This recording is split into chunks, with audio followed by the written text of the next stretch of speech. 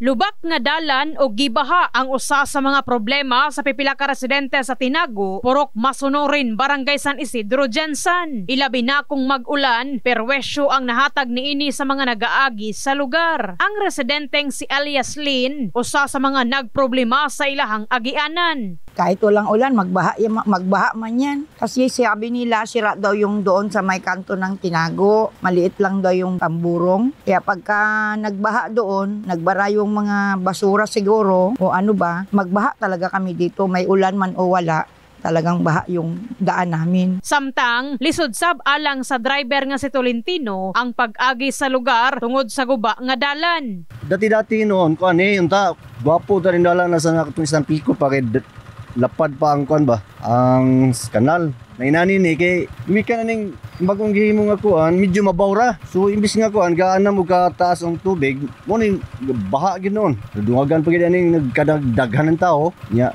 Santa iya lang po pa sa tayo lang pan ba. Walay baga na may pilaman nga more concern sa dalan, pero ako ang jud lahi ra gyud kayo sa kung ta mamintin lang tani ba bisag kuan lang grader or panawagan sa mga residente.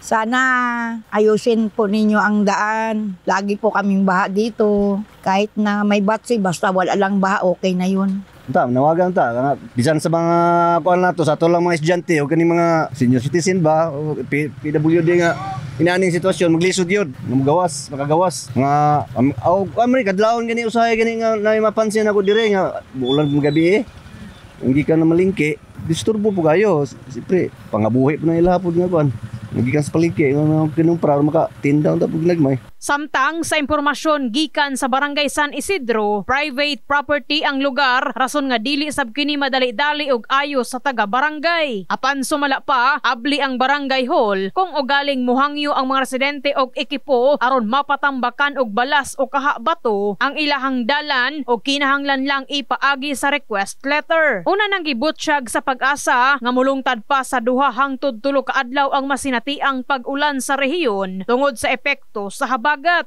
Sa karon isa natay kaning ginatawag na kaning habagat muna nga grabe ato ang kaning pag-ulan nga ato ang sinati karon. Kaning habagat pwede mo ni siya magdugay og mga 3 days antod sa magbag-o na pod ang kaning muhinay ba or naatay low pressure area or naay bagyo nga kuan sa to ang makapakusog ba or makapalayo sa habagat. In the heart of changing lives, kini sa Brigada Enami Mugpon, Brigada News.